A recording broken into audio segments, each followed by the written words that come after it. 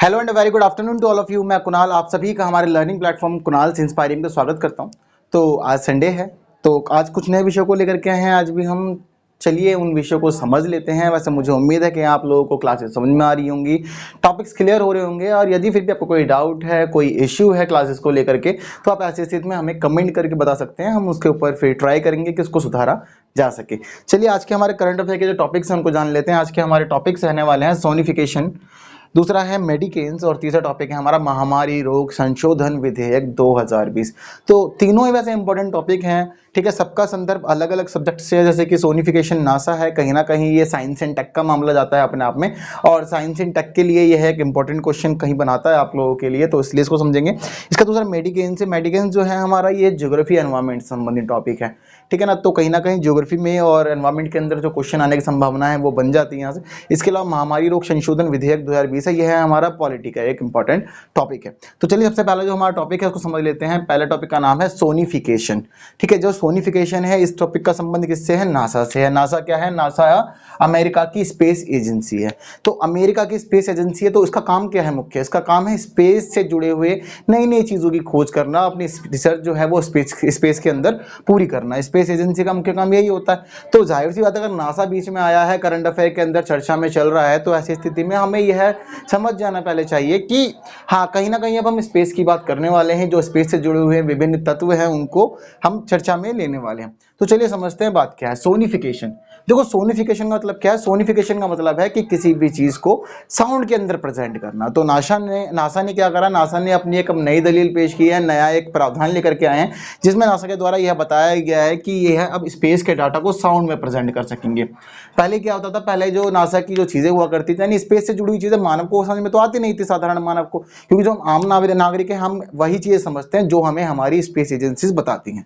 जो भी वह हमें शो करते हैं हम उसको मान लेते हैं, समझ लेते हैं, क्योंकि हमारी खुद की प्रत्यक्ष भागीदारी तो उसके अंदर नहीं है। अब क्या हुआ है? अब नासा ने एक नई चीजें खोज की है। नासा ने बताया है कि लगातार क्या होता था, लगातार हम लोग आकाश गंगा के अंदर आकाश गंगा को लेकर के खोज करते रहते थे, ठीक है ना। पृथ्वी एक आकाश गंगा का हिस्सा ही है। तो हमारे बताया जाता है कि स्पेस के अंदर बहुत सारी आकाश गंगाएं हैं, अनगिनत आकाश गंगाएं हैं। सबका अलग अलग एक दूसरे से दूरी बहुत ज्यादा बनी हुई है, और दूरी बनने के बाद वह अपने अपने स्थान पर बनी रहती है। तो आकाश गंगाओं की स्थिति में नासा है, इसरो है, यह लगातार खोजें करते रहते हैं। तो अब नासा ने यह बताया है कि आकाश गंगा के अंदर क्या होता है? रोशनी होती है। तो अब नासा ने एक ऐसी टेक्नोलॉजी तैयार की गई जिसके तहत जो आकाशगंगा की रोशनी है, उन रोशनियों को आवाज के अंदर प्रेजेंट किया जा सकता है, और कोई भी आम नागरिक उनको समझ सकता है। यानी कि अब क्या होगा? जो भी हमारा स्पेस का डाटा होगा, स्पेस की जो भी चीजें हैं, तस्वीरें हैं, ठीक है, तस्वीरें हो गई हैं, या जो भी इससे जुड़ी हुई जो भी तत्व हैं, उन सभी चीजों को एक आम नागरिक कैसे सुनेगा? आवाज के रूप में सुनेगा। तो यहाँ नासा के द्वारा यह बताया गया है कि अभी जो ये सोनिफिकेशन हो रहा है, यानी कि डाटा को साउंड के अंदर प्रेजेंट कर रहे हैं, यह कहाँ तक संभव हो पा रहा है? यह 400 प्रकाश वर्ष की दूर तक की तस्वीरों के लिए यह संभव कर लिया गया है।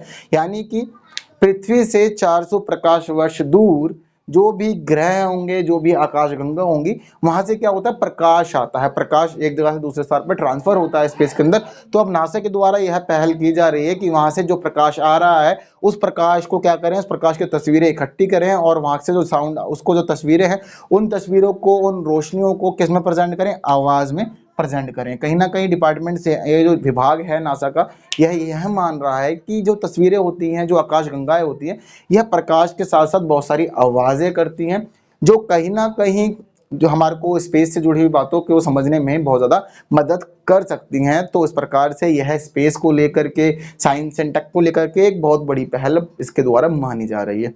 तो जाहिर सी बात है, अब ये क्या हो रहा है? डाटा को साउंड में प्रेजेंट कर रहे हैं। कहां तक की उम्मीद की जा रही है? 400 प्रकाश वर्ष दूर तक की तस्वीरों को लेकर के यह उम्मीद अब की जा रही है।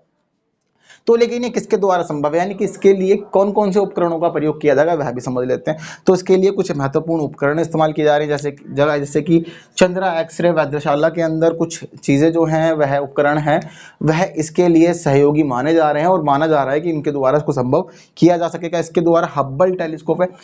हब्बल टेलीस्कोप जो है ना, वह अमेरिका के सबसे ज्यादा तकनीकी टेलीस्कोपों में से एक माना जाता है और यह बहुत ज़्यादा अच्छा माना जाता है पूरी दुनिया के अंदर अपने आप में ही। हब्बल टेलीस्कोप को लेकर के हम पहले भी कई बार चर्चा कर चुके हैं क्लास के अंदर, यह दोबारा चर्चा में आ गया है। तो हब्बल टेलीस्कोप अमेरिका के बहुत ज़्यादा अच्छे टेलीस्कोपों में से एक है, तो उससे पता लग जाता है कि हाँ, हब्बल टेलीस्कोप पूरी दुनिया के ही अच्छे टेलीस्कोपों में से एक माना जाता है। इसके अलावा एक है स्पिट्जर टेलीस्कोप।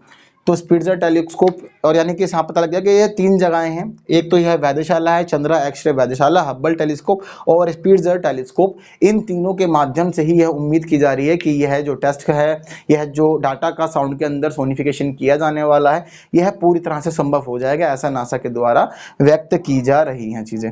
ठीक है ना। तो मेन बात क्या थी? मेन बात यह है कि भाई जो स्पेस के अंदर जो प्रक्रियाएं होती हैं, जो घटनाएं होती हैं, उन सभी की जो तस्वीरें होंगी या जो प्रकाश होगा, उसको क्या किया जाएगा? उसको साउंड में तब्दील किया जाएगा, जिससे कि स्पेस से जुड़े हुए रहस्यों को समझने में मदद मिल सके और एक आम नागरिक भी इन सभी चीज़ों को आराम से सुन सके और जान सके कि हाँ, किस प्रकार की गतिविधियां हो रही हैं। तो इस प्रकार की यह जो पहल है, यह जो काम किया जा रहा है, यह नासा के द्वारा किया जा रहा है। ठीक है। तो साइंस एंड टेक के मामले में यह सब्जेक्ट हमारे लिए बहुत ज़्यादा इंपॉर्टेंट था। चलिए अब अपनी क्लास को आगे बढ़ा लेते हैं और अगला जो हमारा टॉपिक है उसको समझ लेते हैं। हमारा अगला टॉपिक है मेडिकेन। ठीक है। मेडिकेन्स क्या है? मेडिकेन्स देखो समुद्री तूफान का नाम है। हम लगातार क्या कर रहे हैं? हम लगातार अपनी करंट अफेयर क्लास के अंदर जो तूफान आ रहे हैं, चक्रवातीय तूफान जिन्हें कहा जाता है, उनको समझ रहे हैं। यह तूफान क्या होता है? ये बड़े तूफान होते हैं, ये समुद्री क्षेत्रों में बनते हैं, उसके बाद ये क्या करते हैं? स्थल क्षेत्रों में प्रवेश करते हैं और बहुत ज़्यादा नुकसान पहुँचाते हैं। तो वही यहाँ मेडिकेन्स की बात है। देखो मेडिकेन्स क्या होता है? जब कोई तूफान भूमध्य सागरीय क्षेत्र में बनता है तो उसको क्या कहते हैं? उसको मेडिकेन्स कहते हैं। मैं आपको यह बता चुका हूं कि अलग अलग सागरों में बनने वाले तूफानों को अलग अलग नाम दिया गया है। जैसे कि अगर भारत के परिप्रेक्ष्य में बात करें तो नीचे हिंद महासागर वाला जो क्षेत्र है, जो बंगाली खाड़ी वाला क्षेत्र है, अगर यहाँ पे कोई तूफान तैयार होता है तो ऐसी स्थिति में उसको चक्रवात कहा जाता है, उसको साइक्लोन कहा जाता है। अगर अमेरिका को लेकर के बात करें तो वहां पर कोई चक्रवात बनता है तो उसको हरिकेन कहा जाता है। ऑस्ट्रेलिया में इसे विलीज कहा जाता है।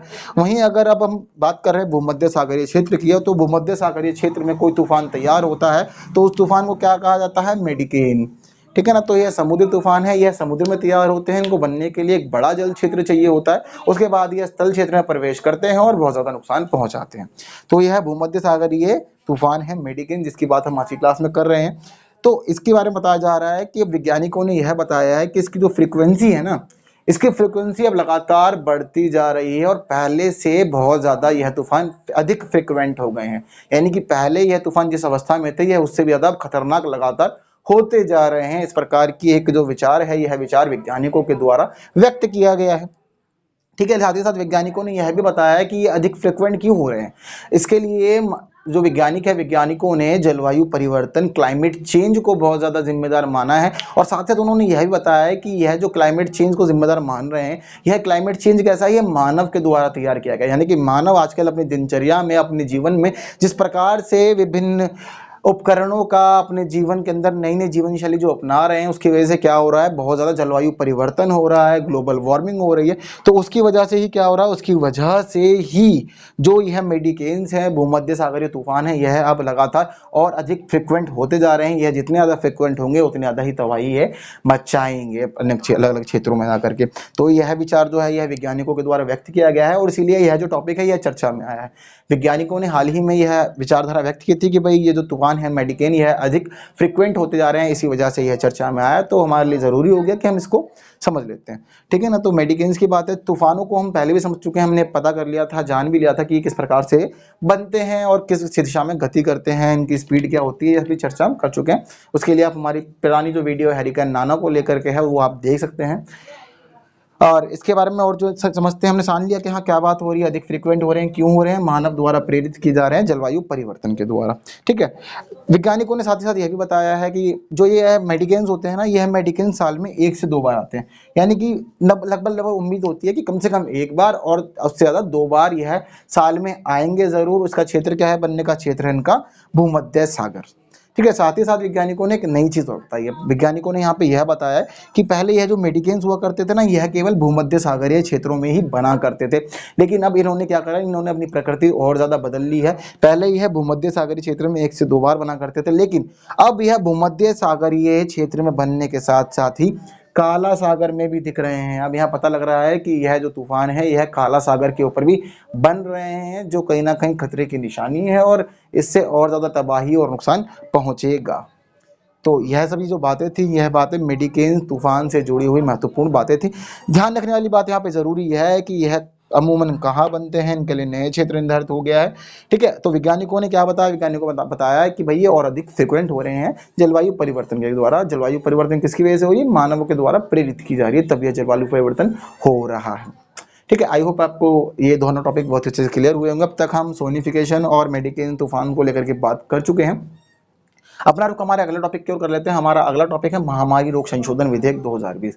तो अभी हाल ही में जो ये हमारा मानसून सत्र था संसद का, वह खत्म कर दिया गया है। तो जब जब संसद लगाई जाती है, संसद का मुख्य काम हम बता चुके हैं कि कानून बनाना होता है। कानून कैसे बनाते हैं, यह क्या करते हैं, संसद के अंदर विधेयक प्रेजेंट करते हैं, उसके बाद जब यह पास हो जाता है तो उसके बाद राष्ट्रपति की मंजूरी के लिए आता है, और जब राष्ट्रपति की मंजूरी मिल जाती है उसके बाद यह प्रस्ताव जो होते हैं वह अधिनियम बन जाते हैं। ठीक है ना। तो आज की क्लास में हम बात करने वाले महामारी रोग संशोधन विधेयक 2020 की। तो किसके बारे में हो रहा है, ये महामारी रोगों के बारे में होता है। देखो महामारी क्या होती है, दो तरह की चीजें होती हैं इसके अंदर कॉन्सेप्ट में, एक होती है बीमारी, एक होती है महामारी। बीमारी क्या होती है, जो किसी किसी को हो, नॉर्मल जगह पर हो, किसी क्षेत्र तक सीमित हो, इस तरह की कोई भी अगर बीमारी होती है तो उसको मतलब बीमारी के तौर पर नॉर्मल ट्रीट किया जाता है। लेकिन अगर कोई ऐसी डिसीज आ गई है जो disease all over world level पे हो रही है, मतलब बहुत ज्यादा बड़े पैमाना है इसका, बहुत ज्यादा लोग मर भी रहे हैं, और सबसे बड़ी बात यह है कि उसकी तो अभी तक दवाई भी नहीं बनी है, मेडिसिन नहीं है, ट्रीटमेंट नहीं है, तो ऐसी स्थिति में कोई डिसीज होती है तो उसको महामारी का नाम दे दिया जाता है उसके लेवल के हिसाब से, जो बहुत ज्यादा फैल जाती है। तो महामारी रोग संशोधन विधेयक आया क्यों आया, जाहिर सी बात है महामारी को लेकर के आया, तो महामारी क्या होने वाली है। तो महामारी की कौन सी वाली बात होने वाली है, आप जानते हैं, नाम बताइए, कोविड 19। ठीक है ना, कोविड 19 सभी परिचित है आज के टाइम में, तो सभी ही जानते हैं अच्छे से कोरोना वायरस के बारे में। तो कोरोना वायरस जैसी महामारी पूरी दुनिया में फैल रही है, जिसकी वजह से ही यह विधेयक संसद में प्रस्तुत हुआ। ठीक है ना, और उसके ऊपर आगे उन्होंने विचार करा। तो महामारी यह क्या हुआ, देखो समझते हैं। इससे पहले भी एक बार महामारी रोग अधिनियम आ चुका था। यह महामारी रोग अधिनियम कब आया था, 1897 में आया था। यह जो महामारी रोग अधिनियम था, उस महामारी रोग अधिनियम को अब हमारी संसद के द्वारा संशोधित कर दिया गया, और यह संशोधित अधिनियम सन 2020 में पारित करने की इस पर चर्चा की गई है। ठीक है, अब यह सर कब आया था, यह आया था 1897 में आया था। किस नाम से आया था, महामारी रोग अधिनियम के नाम से इसको लाया गया था। तो जाहिर सी बात है अब यह आज की परिस्थिति में क्यों आया, आज ये इसलिए आया क्योंकि कोरोना वायरस जैसी महामारी फैल रही है। लेकिन यह उस टाइम पे क्यों आया, तो यह भी समझने वाली बात है। सन 1897 में ब्लैक डेथ के नाम से एक बीमारी बहुत ज्यादा फेमस हुई थी। यह ब्लैक डेथ बीमारी कौन सी थी, यह ब्लैक डेथ बीमारी थी ब्यूबोनिक प्लेग। उस समय ब्यूबोनिक प्लेग बहुत ज्यादा फैल रहा था, बहुत ज्यादा लोग उससे मर रहे थे। ठीक है ना, और साथ ही साथ उपचार भी नहीं पाया जा रहा था। तो उस समय इसको क्या नाम दिया गया था, ब्लैक डेथ का नाम दिया गया था। और जब यह बहुत ज्यादा परेशानी आई थी तो उस समय क्या हुआ था, महामारी रोग अधिनियम 1897 लाया गया था। कौन लाया था, 1897 की बात है भाई, अंग्रेजी शासन चल रहा है, गवर्नर जनरल का शासन था उस टाइम पे। तो क्या हुआ था, गवर्नर जनरल की जो परिषद थी, परिषद के अंदर एक सदस्य थे, सदस्य का नाम था जे वुडबर्न। तो जे वुडबर्न के द्वारा सन 1897 में 28 जनवरी के दिन यह अधिनियम लाया गया। यह जो अधिनियम था यह लाया गया था और इसको पूरे देश में लागू उस समय किया गया था। इसके अंदर महामारी को रोकने के लिए और महामारी से जुड़े हुए क्या क्या उपाय किए जा सकते हैं उनको लेकर के इसमें बात की गई थी। तो वर्तमान परिस्थिति में भी कहीं ना कहीं इस प्रकार के विधेयक की जरूरत थी, जो अब सदन के अंदर पास हो गया है। साथ ही मैं आपको यह बता दूं कि विधेयक के तौर पे तो अब संसद में पास किया गया, लेकिन इसको अप्रैल के महीने में, अप्रैल 2020 में जब हमारे देश में लॉकडाउन लगा हुआ था, उस समय ही इसको अध्यादेश के रूप में लाया गया था। यानी कि उस समय इसको किस नाम से लाया गया था, महामारी रोग अध्यादेश 2020 के नाम से इसको लाया गया था। और जो जो प्रावधान सरकार देश में करना चाह रही थी वह सभी प्रावधान उस समय देश के अंदर लागू कर दिए गए थे। देखो अध्यादेश के बारे में आपको बता दूं कि अध्यादेश होता क्या है। दरअसल देखो अध्यादेश उस समय लाया जाता है जिस समय हमारी संसद नहीं चल रही हो, संसद का सत्र नहीं चल रहा हो, और कोई कानून बनाना सरकार के लिए बहुत ज्यादा जरूरी होता है, यानी कि किसी कानून की बहुत ज्यादा आवश्यकता होती है। तो ऐसी स्थिति में राष्ट्रपति के द्वारा उस कानून को अध्यादेश के रूप में पूरे देश के अंदर लागू कर दिया जाता है। यह अध्यादेश की बात होती है। ठीक है ना, तो इस समय क्या था, कहीं ना कहीं सरकार महसूस कर रही थी कि महामारी रोग अध्यादेश लाना जरूरी था, जो विभिन्न प्रावधान थे वो लागू करने जरूरी थे, तो इसीलिए अप्रैल 2020 के अंदर सरकार के द्वारा वह महामारी रोग अध्यादेश लागू कर दिया गया था देश के अंदर। तो उसी अध्यादेश को बाद में विधेयक के रूप में संसद में प्रस्तुत किया जाता है और पारित कराया जाता है। ठीक है, तो किसको संशोधित किया गया है यहाँ पे? महामारी रोग अधिनियम 1897 को संशोधित रूप है यह महामारी रोग संशोधन विधेयक 2020। कोरोना महामारी की वजह से आया 1897 में। जे वुडबर्न था, वुडबर्न जो थे वह गवर्नर जनरल की परिषद के सदस्य थे। 28 जनवरी 1897 को उनके द्वारा यह लाया गया था। उस समय ब्यूबोनिक प्लेग नाम की बीमारी फैल रही थी और इसका नाम था, इसको उस समय ब्लैक डेथ का नाम दिया गया था। ठीक है, अब इसके अंदर किस प्रकार की चीजें शामिल की गई? इसके अंदर शामिल किया गया है सार्वजनिक और क्लिनिकल हेल्थ प्रोवाइडर। देखो क्या होता है, जब जब बीमारी फैलती है तो कहीं ना कहीं सरकार चाहती है उसको रोकना। तो इस जो विधेयक है, इस विधेयक के अंदर उस महामारी को रोकने से जुड़ी हुई बात की गई है। साथ ही साथ कहीं ना कहीं जो हमारे हेल्थ प्रोवाइडर्स होते हैं, हेल्थ प्रोवाइडर्स में कौन होता है? हमारे डॉक्टर्स, नर्सेज, फार्मासिस्ट वगैरह। तो इस तरह के जो भी लोग होते हैं यह सभी हमारे हेल्थ प्रोवाइडर्स के अंदर काउंट किए जाते हैं। यह सार्वजनिक भी हो सकते हैं और क्लिनिकल भी हो सकते हैं। ठीक है ना, सार्वजनिक का मतलब क्या? जो गवर्नमेंट सर्विस के अंदर हो, गवर्नमेंट के द्वारा अपॉइंटेड हो। ठीक है, लेकिन जो क्लिनिकली होते हैं बहुत सारे लोग उनमें पर्सनल होते हैं, निजी होते हैं, प्राइवेट होते हैं वो लोग। ठीक है, तो इस स्थिति में यहाँ पे गवर्नमेंट ने क्या करा? यह विधेयक लाया और विधेयक के अंदर किसकी बात कही गई? सार्वजनिक और क्लिनिकल हेल्थ प्रोवाइडर की बात की गई। यानी कि जब जब इस प्रकार की महामारियां फैलती है तो कुछ यह तो कभी भी संभव नहीं है कि सभी लोगों को बचाया जा सके। ठीक है ना, साथ ही साथ सरकार प्रयास, जो डॉक्टर्स है उन्हें प्रयास कर सकते हैं। नई नई बीमारी थी, अभी भी खैर उसका तो इलाज है ही नहीं। ठीक है ना, तो उस समय क्या था, बहुत सारे लोगों की डेथ हो रही थी। तो जब जब क्या होता है कि अमूमन हम लोगों को यह देखने को मिलता है कि जब जब लोगों की डेथ होती है तो ऐसी स्थिति में कहीं ना कहीं डॉक्टर्स के ऊपर, नर्सेस के ऊपर आत्मघाती हमले होते हैं, उनकी जान जाने का खतरा होता है। और हम बहुत सारे केसेस ऐसे नॉर्मल लाइफ में भी देख चुके हैं, पहले भी ऐसे केसेस आते रहे जिसकी वजह से क्या होता है, लोगों को अपने बहुत ज्यादा नुकसान झेलना पड़ता है, डॉक्टर्स वगैरह को घायल कर दिया जाता है परिजनों के द्वारा। तो ऐसी स्थिति में यह विधेयक लाया गया जिसके अंदर हेल्थ प्रोवाइडर्स को लेकर के बात की गई है और उनकी जीवन सुरक्षा को लेकर के बहुत सारे प्रावधान तैयार किए गए। ठीक है ना, कहीं ना कहीं और साथ ही साथ क्या किया गया है, और यहाँ पे यह क्लियर कर दिया गया कि अगर कोई भी व्यक्ति ऐसी स्थिति के अंदर हेल्थ प्रोवाइडर्स के ऊपर हमला करता है, उनको नुकसान पहुंचाने की कोशिश करता है, तो ऐसी स्थिति में उनको ऊपर जुर्माना लगाया जाएगा और साथ ही साथ उनके लिए सजा का प्रावधान भी सरकार ने अब कर दिया है। ठीक है, इसके अंदर कुछ और जुड़ी बातें हैं, देख समझते हैं हम। यह हिंसा के कार्यों को लेकर के भी साथ साथ में बात कर रहा है। हिंसा से हम समझते हैं, हिंसा का मतलब क्या होता है भाई? वायलेंस करना। हिंसा कब किया जाती है? किसी को नुकसान पहुंचाया जाता है, किसी प्रकार से नुकसान पहुंचा सकते हैं, वायलेंस कर रहे हैं हम। तो वायलेंस किस प्रकार से कर रहे हैं और किसकी बात कर रहे हैं? देखो, जीवन और कामकाजी प्रक्रिया पर प्रभाव पड़ना। अगर कोई व्यक्ति डॉक्टर्स के साथ में हॉस्पिटल्स के अंदर या इस महामारी की स्थिति के अंदर जो हॉस्पिटल परिसर है उसके अंदर इस प्रकार के काम करता है, जिससे क्या हो रहा है, जीवन की प्रक्रिया पर प्रभाव पड़ रहा है और कामकाज जो है प्रभाव हो रहा है। बहुत सारे लोग क्या करते हैं, हल्ला गुल्ला कर देते हैं, भीड़ इकट्ठी कर लेते हैं, जिससे क्या होता है, पूरा पूरा प्रशासन बहुत ज्यादा डिस्टर्ब हो जाता है। और डॉक्टर जो होते हैं वो मरीजों का ट्रीटमेंट कर रहे होते हैं, मरीजों का ट्रीटमेंट बहुत ज्यादा प्रभावित होता है, नुकसान पहुंचता है, कई लोगों को दिक्कतें हो जाती हैं बहुत ज्यादा, कई कई जगहों पर ट्रैफिक जाम लग जाते हैं इस प्रकार की स्थिति के अंदर। तो ऐसी स्थिति में क्या होता है, बहुत सारे लोगों की जानें चली जाती हैं, बहुत ज्यादा नुकसान हो जाता है। तो सरकार ने यहाँ प्रावधान कर दिया कि अगर कोई व्यक्ति इस प्रकार का कोई काम करेगा जिससे लोगों का जीवन और कामकाजी प्रक्रियाएं हॉस्पिटल वगैरह की, प्रशासन की खराब होती हैं, तो ऐसी स्थिति में उसके ऊपर जुर्माना लगाया जाएगा और उसके ऊपर उसके लिए सजा का प्रावधान भी किया गया। घायलों को नुकसान पहुंचाना। बहुत सारे लोग क्या करते हैं, इस प्रकार का काम करते हैं इससे घायल नुकसान हो। घायल कैसे नुकसान हो सकते हैं?